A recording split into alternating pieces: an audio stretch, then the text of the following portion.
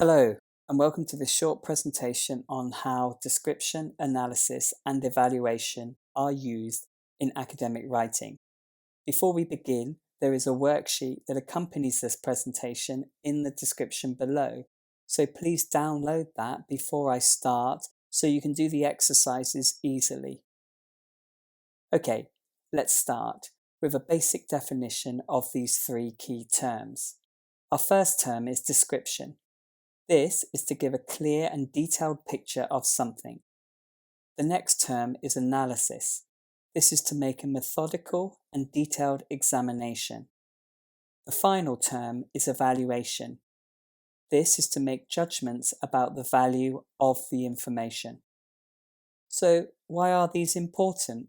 Well, in order to fulfill the requirements of academic university study, students need to demonstrate that they are able to incorporate description, analysis, and evaluation into their work.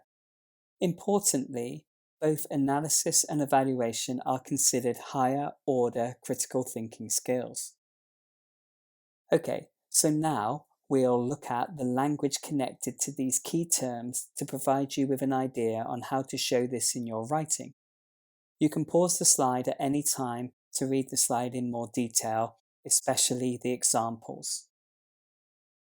So, with regards to description, descriptive writing involves answering what, who, when, and where questions.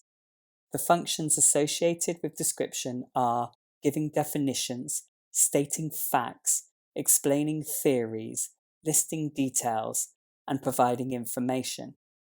And here are two examples of description. The next is analysis. Analytical writing involves answering how and why questions. The functions here are comparing and contrasting, judging strengths and weaknesses, looking at causes and effects, categorizing, and providing reasons. Here are two examples of analysis. Okay, now evaluation. Evaluative writing involves answering what if, so what, and what next questions. The functions here are considering implications, offering solutions, making recommendations, drawing conclusions, and assessing credibility of sources.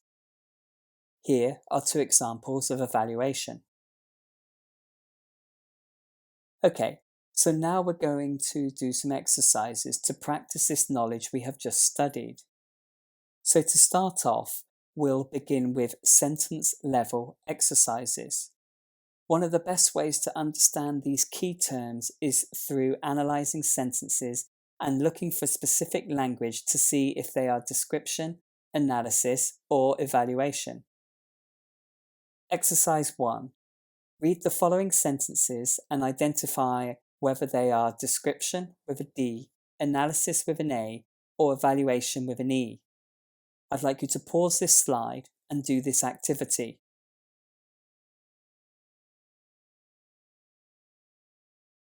Okay, I'll now show the answers.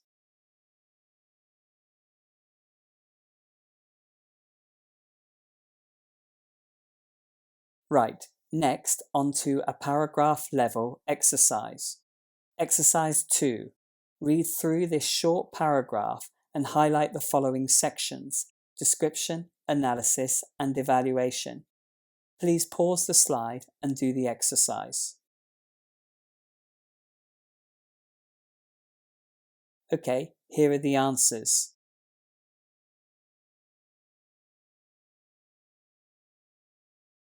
Right, next is graphs, charts, and tables. This is obviously an important area for these three key terms.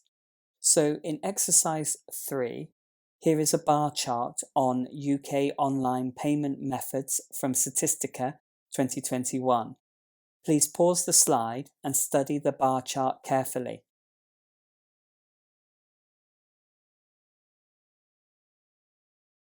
Okay, so let's begin with description and ask these questions. Number 1, what does the graph show? Number 2, which country is the chart referring to? Number 3, which year was the data collected? Please pause the slide and answer these questions. Okay, here are the answers. Next is analysis. This is your how and why questions. Questions like, number 1, which findings are the most significant? Number 2, how do the findings compare? Number 3, what is the reason for the trends? Please pause the slide and answer these questions. Okay, here are some suggested answers.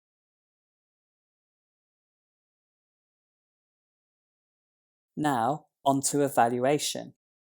These are your what if, so what, and what's next questions. Number 1, will the findings change in the future? Number 2, how will the findings change in the future? Number 3, what's your rationale for the changes you mentioned? Please pause the slide and answer these questions.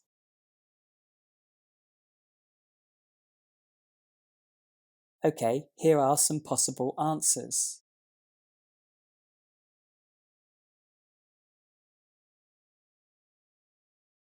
Right, that brings me to the next exercise, which is analysing and evaluating what people say. This is something that is very common in academic writing, and as I mentioned earlier, part of higher order thinking skills. I'm going to provide a quotation from an academic scholar and ask you to apply these skills to it. So, exercise 4. Analyse and evaluate this quote by David Attenborough, 2021, for the UN COP26 summit. Here is the quote.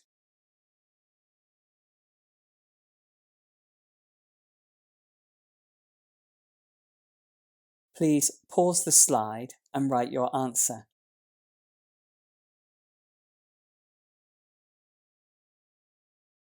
Okay, here is a suggested answer.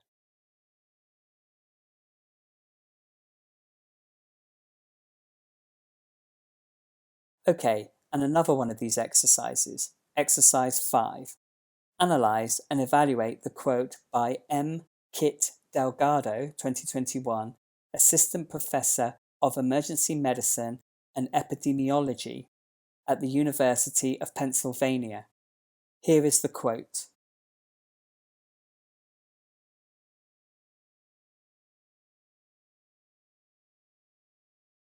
Please pause the slide and write your answer.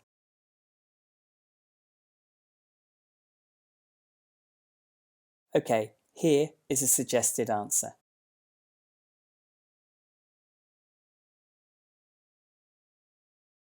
Okay, so that brings me to the end of this video today. I hope you've enjoyed this presentation. And if you'd like further practice and more of these types of exercises, then please go here for our lesson download at academicenglishuk.com/description, analysis and evaluation, and the link is in the description below. If you'd like more information on all areas of academic writing, then please go here to academicenglishuk.com/writing.